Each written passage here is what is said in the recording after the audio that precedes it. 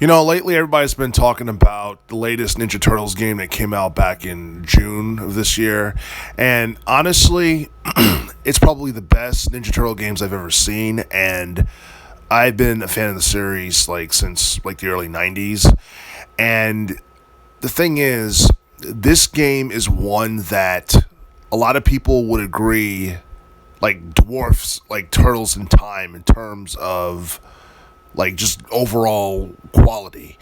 And the reason for that is because this game is almost like a modern day version of Turtles in Time, the arcade game that came out back in 91, and I believe it was on the SNES back in 92. Turtles in Time was seen as one of the best beat 'em up games of the early 90s, probably one of the greatest arcade games ever in terms of the 90s decade in general. And that was a game that I believe it was published and developed by Konami. And you got to remember, during that time period, the late 80s and early 90s, Konami was putting out a lot of good stuff, especially as it related to the Castlevania series. But, Turtles in Time was a game that never received an official sequel during that decade. And since then, we did get more beat 'em up games within the TMNT franchise in terms of video games, but a lot of those games came out during the 2000s, and a lot of people don't know about them. We got beat 'em up games on the Game Boy Advance, the PS2, and GameCube, but those games are titles that a lot of people don't remember because the 2000s, for the most part, was a decade that was very different, where people were starting to get more into video games the Grand Theft Auto series, video games like the Gran Turismo series. You had, Metal Gear Solid. You had so many different genres that was more popular in the 2000s than they were in the 90s. And I feel like that it negatively affected the Teenage Mutant Ninja Turtles video game series in terms of popularity and sales and all that stuff. And you look at, this past decade, I don't think we got too many high-profile video games out of the TMNT series either.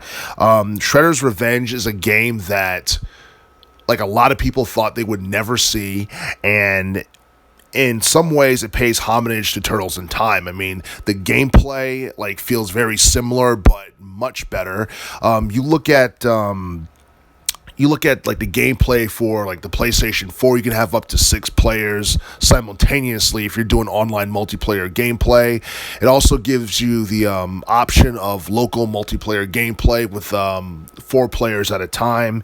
You look at everything that's included in Shredder's Revenge, from the gameplay to the art design, to the stages, to the levels and the story. There was a lot of things about Shredder's Revenge that a lot of people like, and I'm pretty sure that this is going to go down as one of the best arcade games of the 2020s decade. And there are some people who would put this game in the same category as Streets of Rage 4 from 2020 in terms of being a high-quality 2D beat-em-up title.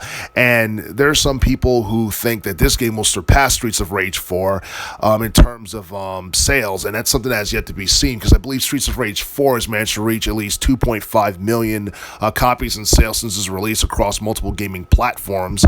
And I believe that this game is definitely going to do over 1 million. Probably over 2 million. That's just, I'm just throwing in my hat right there that, TMNT Shredder's Revenge will probably break 2 million at least, and I'm hoping that it does, because I don't think we're going to get a sequel to this game anytime soon. But then again, this game doesn't need a sequel anytime in the near future, because even though a lot of people complained about the story mode for Shredder's Revenge being very short, the game has 7 different endings. So I think that's something that's going to add to the replay value of the game itself, and it's going to have you it's going to have people addicted to it and have them play it over and over and over again to a point where they never really get tired of it. And I do feel that this is one of the better games that .mu has made, along with Streets of Rage 4 from 2020. And, it seems like this publisher is really good at putting out like sequels or spiritual successors to old school beat 'em up games that people were fans of back in the early 90s, and I hope they do it with like another like beat 'em up video game series. Maybe they'll revive something else like in the future. We'll just have to wait and see. But yeah, Shredder's Revenge is a game that a lot of people can go on record and say that it's better than Turtles in Time in more ways than one, only because like this is a game that people have been waiting probably like 30 years to see, and it's like the game that like no one ever thought would ever happen. So I think those things contribute to Shredder's Revenge being so popular, and I'm just curious on how much the game will sell before the end of the year.